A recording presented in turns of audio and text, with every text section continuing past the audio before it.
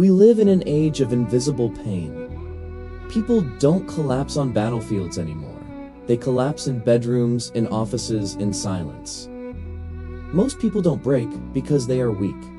They break because they were strong for too long. The world praises strength, the quiet endurance, the smile that hides the storm, the man or woman who holds it together. But no one asks what happens when holding it together becomes the very thing that destroys you. Suffering doesn't always come from violence or disaster. Sometimes it comes from silence, from growing up in a home where words were weapons and apologies never came, from learning that emotions were dangerous, that truth was inconvenient, that love was conditional. The human mind adapts. It learns to tiptoe, to calculate, to survive. It builds masks, charm, humor, perfectionism, competence, all strategies for safety. And society applauds those masks. You become the strong one, the reliable one, the one who never complains. But the body remembers what the mind denies. Every unspoken word, every forced smile, every time you pretended it didn't hurt, the nervous system recorded it all. Recorded it all. Trauma is not just a memory. It's a rewriting of your entire internal code. It changes how you perceive safety, trust, and even love. It whispers, "You are not safe. You are not enough. You are not real." And when that whisper becomes constant, you start to lose the ability to distinguish fear from intuition, threat from intimacy, chaos from calm. People often say we can't control what happens, only how we respond. But what if your responses were shaped by pain long before you ever had a choice? What if your responses are not choices at all, but reflexes built in a house of fear? That is the tragedy of unprocessed suffering. It hides beneath competence. It lives inside high achievers, caregivers, perfectionists, those who smile through everything. It becomes a quiet erosion of the self, invisible but relentless. And yet, it's not madness. It's memory. It's the echo of a life where truth was unsafe to speak. Every false self eventually collapses, not because you failed, but because pretending is unsustainable. Illusion always breeds suffering. The longer we resist reality, the deeper the fracture within. For many, that fracture shows up as exhaustion, anxiety, insomnia, the feeling that something is deeply wrong even when everything looks fine. You try harder, you meditate, you read, you perform calmness, but the storm grows louder, until one day, something inside refuses to cooperate. You can no longer fake normal, the mask cracks. What the world calls madness often begins as the body's refusal to keep lying. It's the moment the soul says, enough.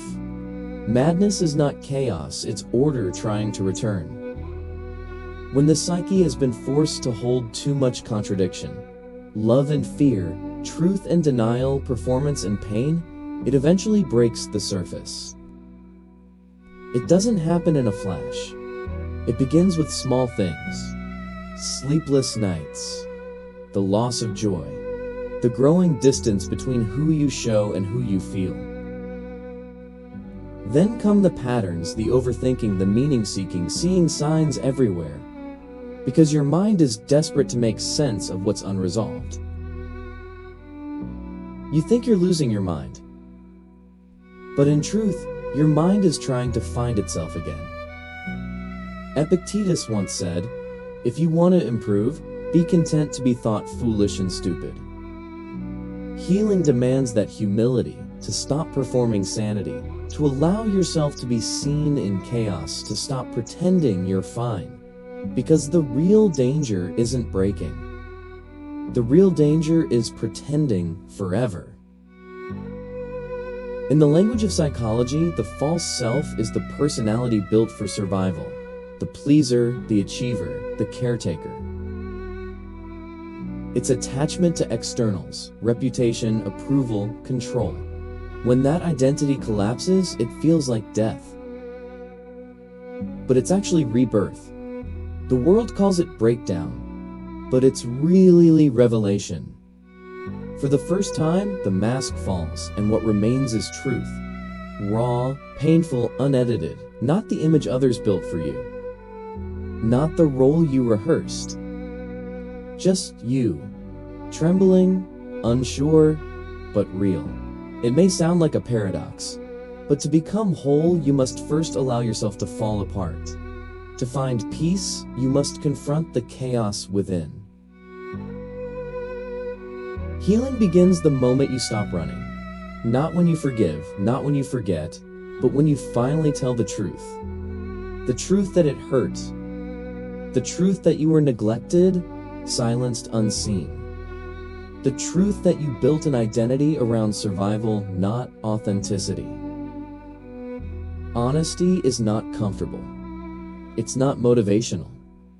It's surgical. It cuts through illusion. It exposes the wound, and for a while, everything stings. But that pain is clarity returning. Marcus Aurelius once wrote, "If you are distressed by anything external, the pain is not due to the thing itself, but your estimate of it." When you finally face your pain directly, you stop estimating it. You stop resisting. You simply see.